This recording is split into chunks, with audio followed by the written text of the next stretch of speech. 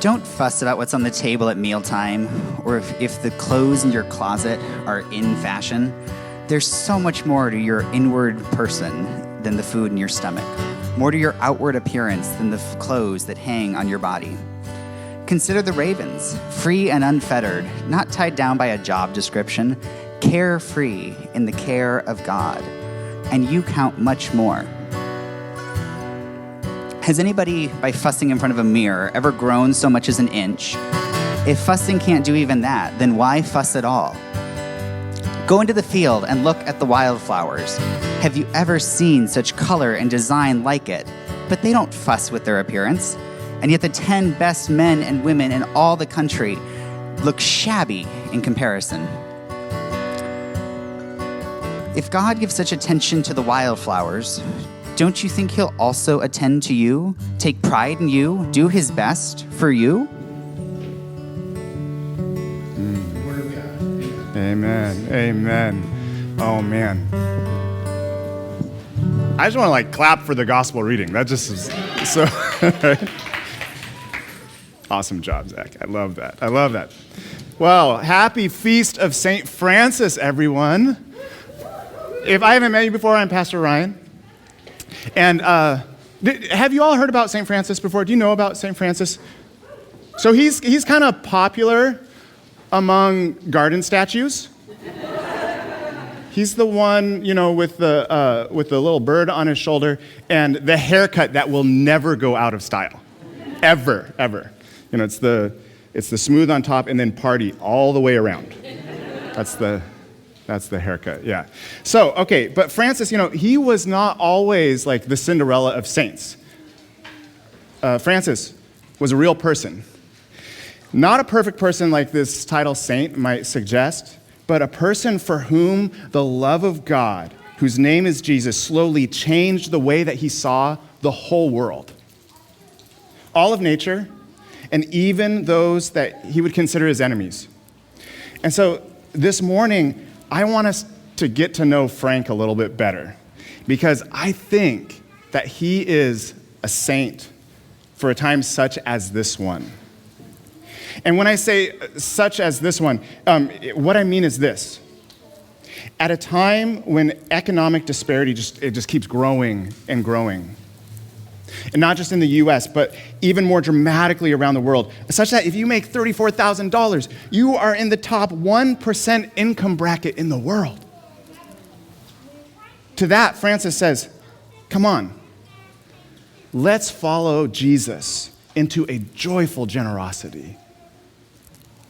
And what I mean by a time such as this is that when 1/3 of the earth's natural resource space has been consumed, and if everybody on the planet consumed at the rate that we Americans do, we would need 5 planets. And Mars isn't cutting it. We already have enough iron. And to that, Francis says, come on, let's follow Jesus into simplicity and just a radical love for creation. And what I mean by a time such as this is that when divisions in our country, gosh, don't they feel intense right now? Even in our families. I heard this study from Cornell just the other day. 27% of Americans are estranged from their family of origin. That's almost 70 million folks. And to that, Francis says, come, let's follow Jesus into a radical love for even our closest of enemies.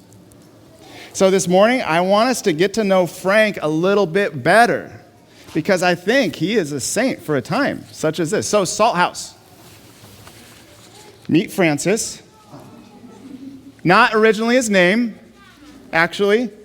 His name was Giovanni di Pietro de Bernardone, but his friends gave him the nickname Frenchie, or Francis, because his mom was French. Did you know that about him? His father was a wealthy Italian silk merchant in the city of Assisi. He grew up in a lot of power and privilege and wealth. And like so many other young, rich European young men, Francis wanted to make a name for himself. So he put on the armor of a knight, and he went to war. And there he experienced the trauma and the horror of war, likely committed some himself. He was captured. He spent a year as a prisoner of war. Not often how we think of Francis, right? A vet, a prisoner of war. And he got deathly sick in prison. He barely made it back home alive. And as he slowly recovered, he recovered more than just his physical strength. He began to see God in everyone, in everything. And this new vision, man, it changed him. He wanted to live like Jesus in simplicity and in poverty. So what did he do? He wrote a book. No, I'm just joking. He didn't write a book. You're like, yeah, of course. No, he gave back all of his wealth to his father, just theatrically stripping naked in the town square. Father, everything that is yours, I give it back to you. Because all that money just felt like just a chain around him compared to the freedom that he now experienced in this new way of Jesus. He no longer did he want to create crusade around the world and dominate the world. He wanted to befriend the whole world. Even the untouchable lepers that were shunned and feared during his time, he would kiss them, he would dress their wounds. And there was this kind of this earthy immanence to Francis's theology, right? He would say things like, God's not far away. God lives. God lives in your nearest neighbor. He believed that nature was a mirror to God. He took Zach seriously when he said, or maybe it was Jesus, who said, listen to the birds, look to the wild flowers. Why? Because that's where Creator is speaking, always speaking in the natural world. If we have ears to hear it. Not everyone was literate, not everyone had access to the Bible, but everyone had access to the great green scriptures. So Francis was a part of the conversation with the more than human world. A conversation with nature that, the human animal, like we've always been a part of this conversation. But doesn't it seem like of late, like we've lost that? We've lost access to that conversation with nature. Francis called all creatures his siblings because he understood himself to be a part of God's family of creation. Sister Moon, brother Sun, right? Huge family.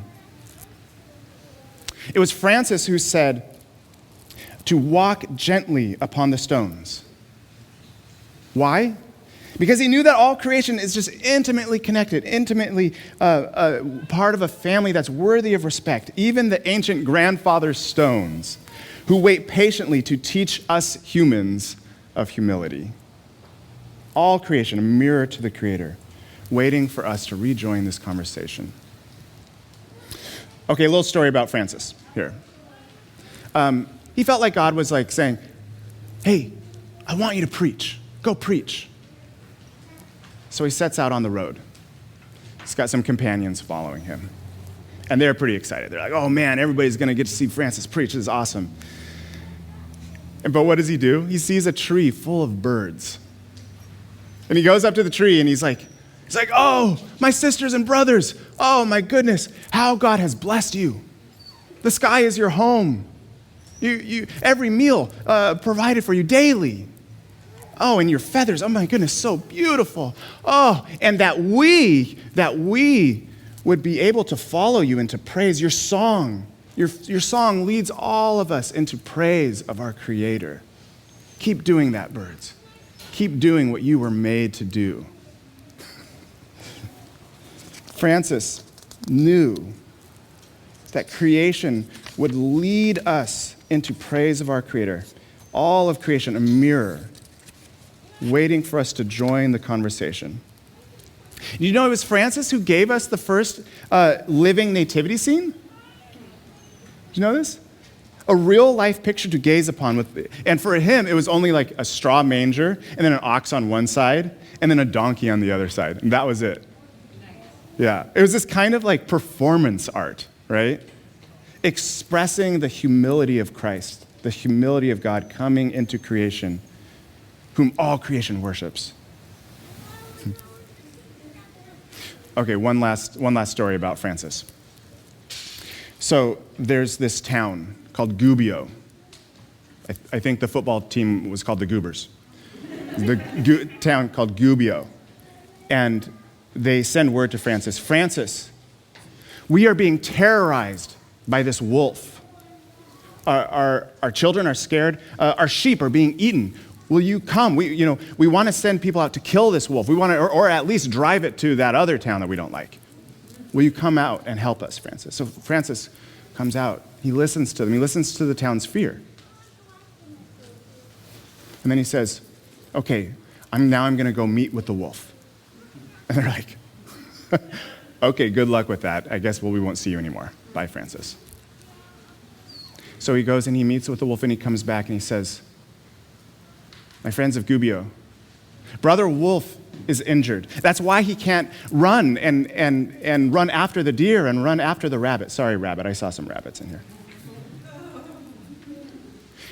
And that is why he's killed your sheep.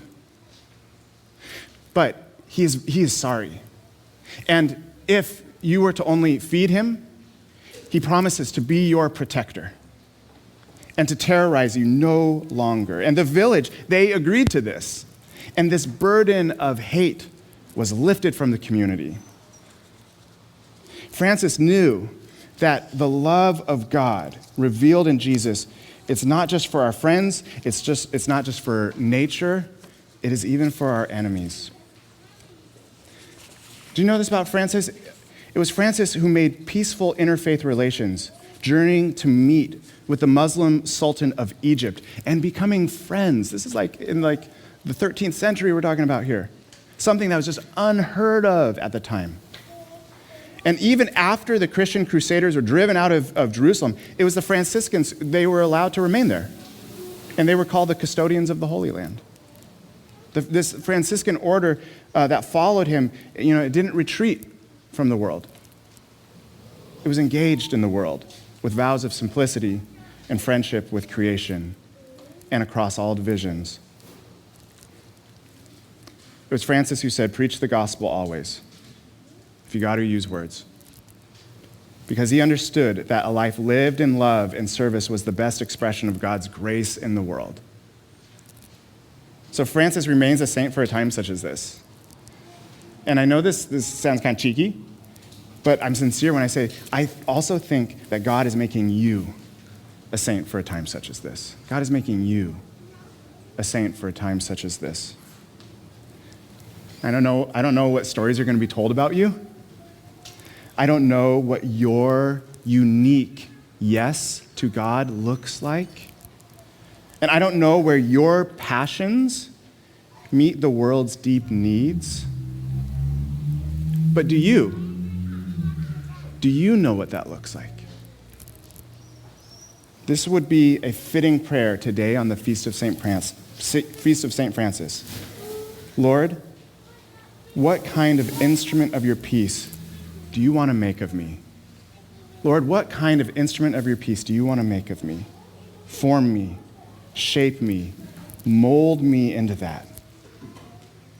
Let's make that our prayer this morning. Let's make that song our prayer this morning.